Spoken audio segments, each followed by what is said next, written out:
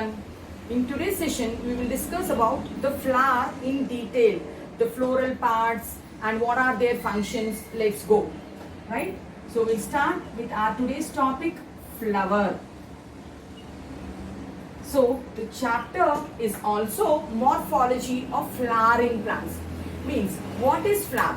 Is it a vegetative organ or reproductive organ? It is a reproductive organ, right? So flower means it is a reproductive organ of which plants? We have 5 categories of plants: algae, bryophytes, pteridophytes, gymnosperms and angiosperms. Flower is a reproductive organ of angiosperms only. So flower is a reproductive organ of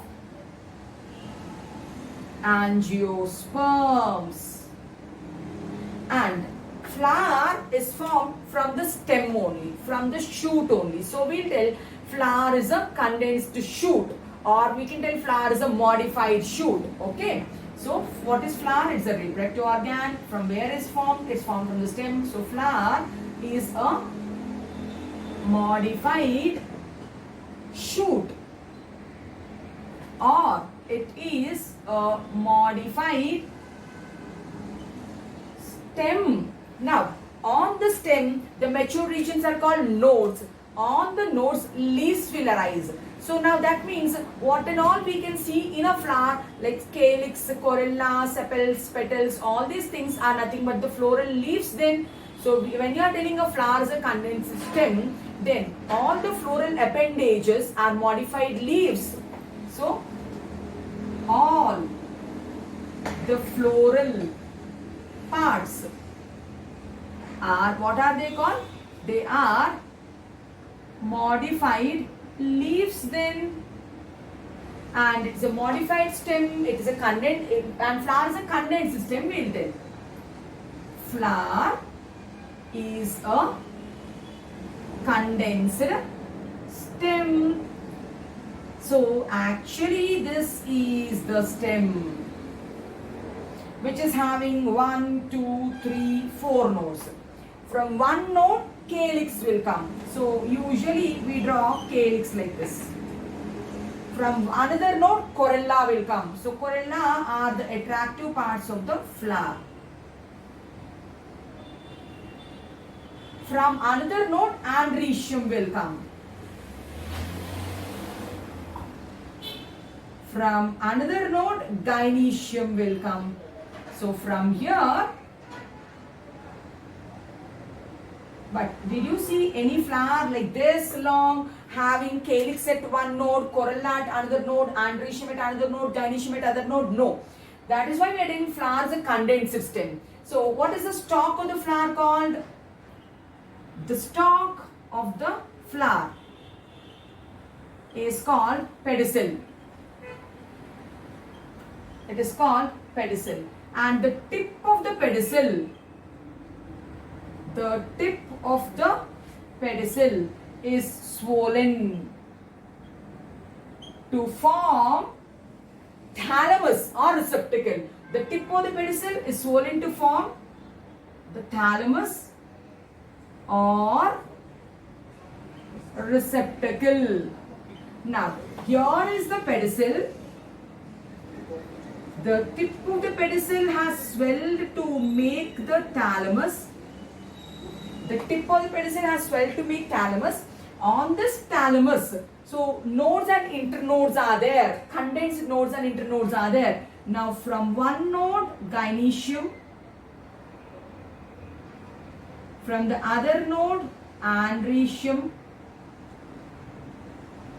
From the other node, petals. From the other node, sepals. So all the sepals, petals, androecium, gynoecium are almost coming from the almost same part. Means the nodes and internodes are condensed in a flower so that the flower becomes compact. The stalk of the flower, this is pedicel. The tip of the flower is this. So this is a tip of the pedicel. The tip of the pedicel is swollen. This is the swollen part. which is called as thalamus. On the thalamus, this is one node, second node, third node, fourth node. That means a flower has condensed nodes and internodes. So a flower has condensed nodes and internodes, and all these are floral leaves which are called modified leaves. What is this called? This one is called as sepal, and this is called petal, and this is called stamen, and this one is called pistil. So it is having 4 parts then. A flower has 4 parts. A complete bisexual flower has 4 parts.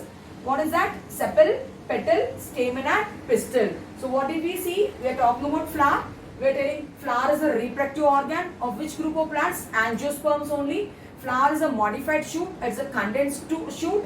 It is a modified stem. All the floral parts, all the floral appendages are modified leaves. Sepals, petals, androecium, gynoecium are modified leaves only. And the stalk of the flower is called pedicel. Here is a pedicel. And the tip of the pedicel is swollen. It's called receptacle. It's called thalamus. On the thalamus, all the floral appendages are arranged. How many types of floral appendages are there? 4 types of floral appendages are there. What are they called? Sepals, petals, androecium and gynoecium. At the tip of the pedicel, the flower has another leaf-like structures. What are these called? Bracts. The flower which is having bract is called bracteate flower. The flower which is not having bract is called ebracteate flower. Okay.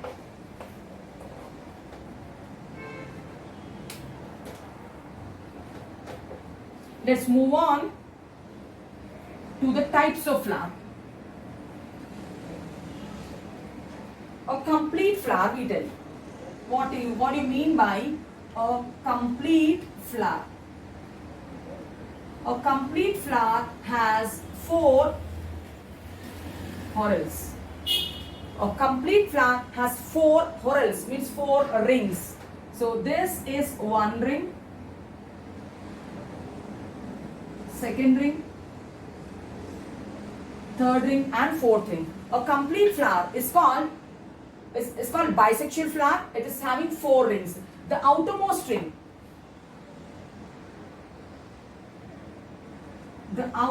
ring, is called calyx. And calyx, what are the individual members which are present in the calyx? The individual members of calyx are called sepals. So the individual members of calyx are, what are they called? Sepals. How can we show the sepals here? We can show the sepals in this manner. So this is one sepal, another sepal, third sepal, fourth sepal. So 4 sepals are arranged in a ring. The name of the ring is called calyx. Calyx is a whorl in which the individual member sepals are present. Now, what is the second ring called? The second ring is called corolla. The second ring is called corolla. The individual members of corolla are called petals. So the individual members of corolla, what are they called? They are called petals. Now if you have to show the petals, so here is one petal, another petal, another petal, another petal. So this is one petal, this is second petal, this is third petal, this is fourth petal. So corolla is the second whorl. The individual members of corolla are called petals. The individual member of calyx is called sepal. Now sepal, what is the function of the sepal? The function of the sepal. Sepals are generally green in color. They are generally green in color. They are small in size. The function of the sepal is to protect the flower in the bud stage, young stage. So what's the function? Is to protect flower in bud stage. Now what is the function of corolla then? Or function of petal then? Now petal is colorful. It is big in size usually. Why is it colorful? To attract the insects to get pollinated. So helps in pollination then. It helps in pollination by attracting pollinators. It can be insects or birds, whatever it is. So the function of calyx is to protect the flower in the bud stage. The function of corolla is to attract the insects for pollination. But these two outer whorls, they are not having any reproductive organ. So that's why these two outer whorls are called accessory whorls. So calyx plus corolla, what are they? They are the outermost whorls. They are the outermost whorls. Since they don't have any reproductive parts in them, they are called as non-reproductive whorls. Since they don't contain any reproductive parts, they are called non-reproductive whorls, or they are called as non-essential whorls. So they are called as non-essential whorls. Now then where are the reproductive parts? In the third and fourth whorl then. Here is the third whorl. Now when we come to the third whorl, this is the first whorl and this is the second whorl. Now this is the third whorl. Now the third whorl is called as andrecium. Andra means male. Andrecium means andrecium contains the male reproductive organ. It contains male reproductive organ. So the male reproductive organ of the flower is called stamen. The individual members of calyx is called sepal. The individual members of corolla are called petals. The individual members of andrecium is called stamen. If we have to draw stamens, so here we'll draw one stamen, another stamen, another stamen, another stamen, like that. So this is dithecous stamens.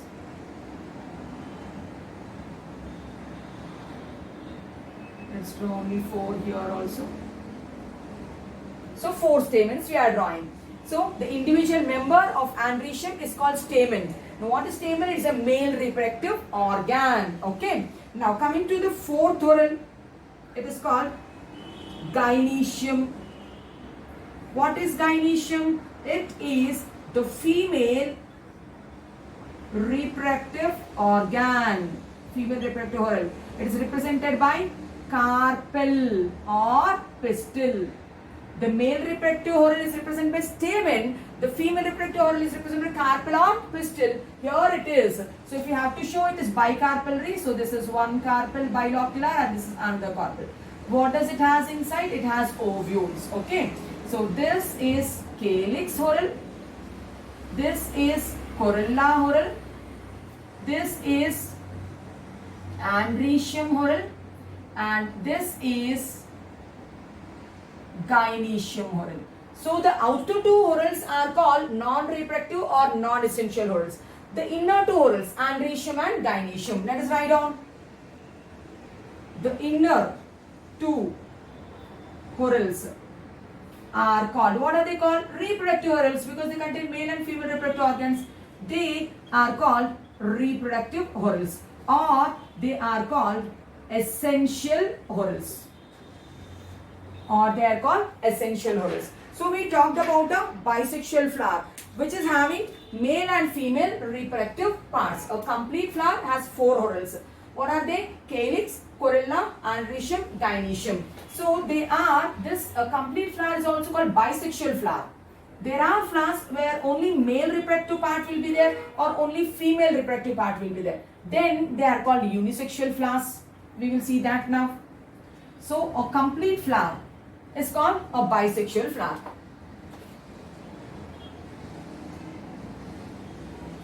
or complete flower.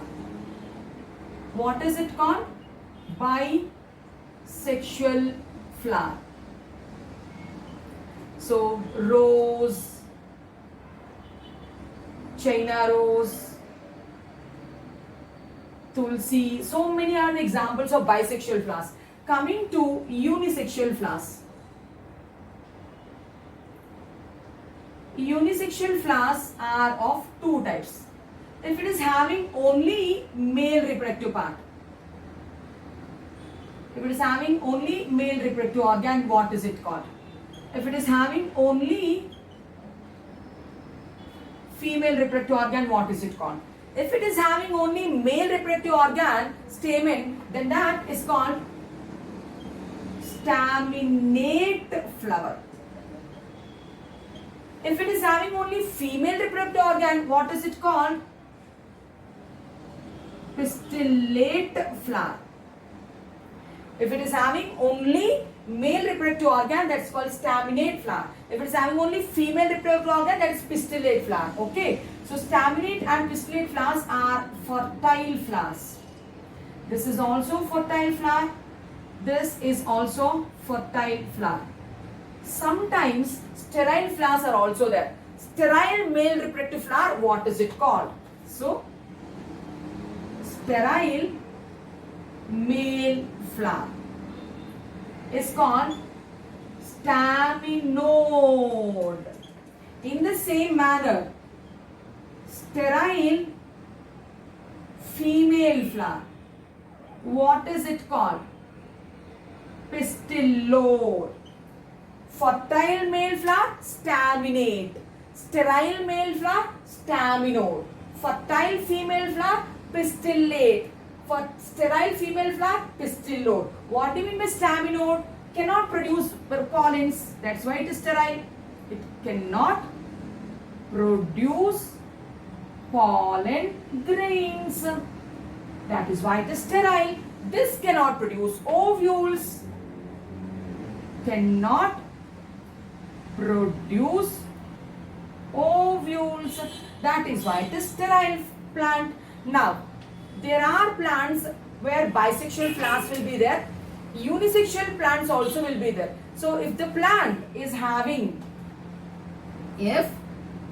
plant has both male and female flowers. If the same plant is having both male and female flowers, it's called monoecious plant. It is called monoecious plant. Means a plant which is having both male and female is called monoecious plant. Example for monoecious plant is maize, we can go, right? And if separate plants are there, male plants separate, female plants are separate, then that is called dioecious plant. Example, maize we can go, coconut we can go. For dioecious we can go palm, right? For dioecious we'll go with papaya. Okay, we'll go with papaya. Dioecious means male plant separate, female plant separate. Monoecious means male and female plants on the same thing.